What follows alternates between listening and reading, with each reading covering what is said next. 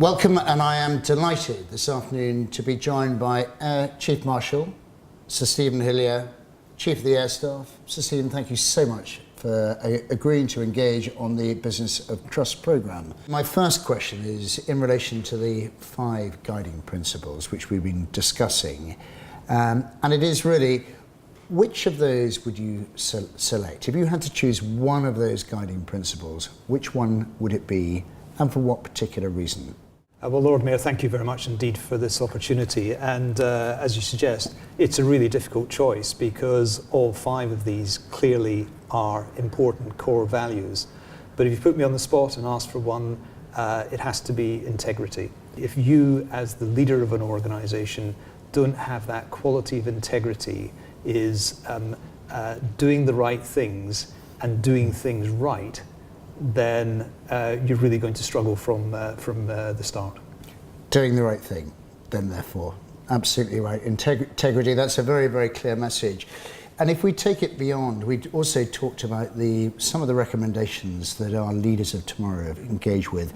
Is there a particular recommendation then therefore underneath that pillar that resonates with you, and for what reason? The one that particularly resonates of the list there is in relation to those organisational values. As phrased, it tends to look a little bit like putting those organisational values in place, otherwise we will have some sort of sanction against the individual through appraisals.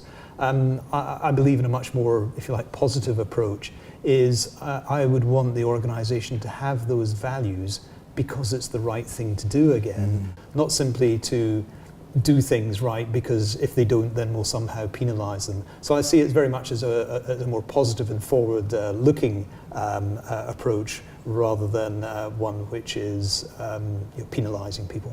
So more or as much pull as opposed to push? Yes. Yes. Excellent, excellent.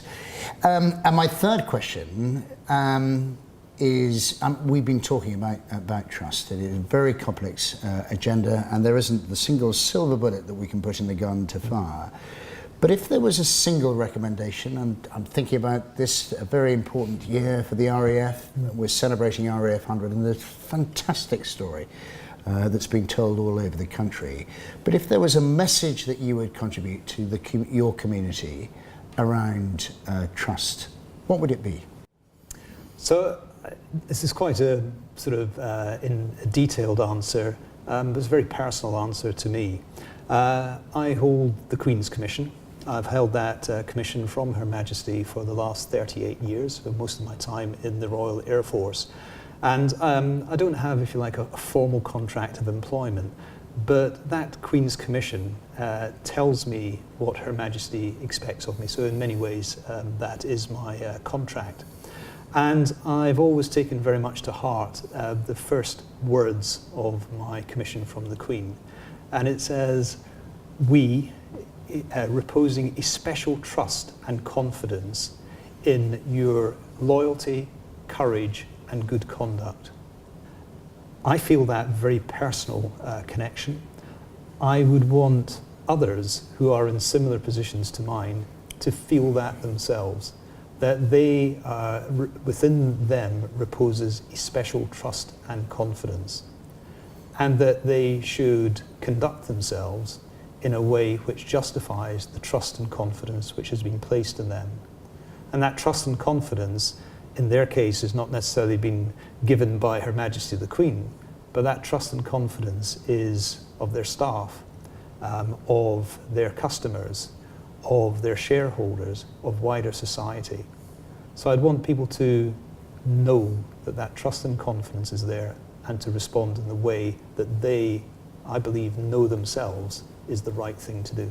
At a very personal level, so it's all, as you describe it so well, about the personal responsibility, the how, arguably, in terms of their actions. Absolutely, and that leads back to my first point about integrity. Being, for me, the most important quality of so many qualities. Fantastic, and that's a very clear answer. Thank you, Sir Stephen. My final question is a binary question. We've been talking much about the guiding principles and the Business of Trust programme. Your views, can it help develop, restore, build trust and trustworthiness? The principles and the Business of Trust programme. I believe it must help. I mean, the first task in recognizing any challenge is, well, to lay down the challenge and to identify ways of addressing that challenge. I don't think anybody would say that this is complete and that if you somehow do all of these, you've achieved a checklist, and therefore everything will then be great. But it's got to be the right thing to do again. It is a good series of activities, and I think this provides a very solid foundation from which people can then build further. Thank you. So Stephen, thank you so much for engaging with us on our Business of Trust programme and for being with us this afternoon. Thank you very much indeed.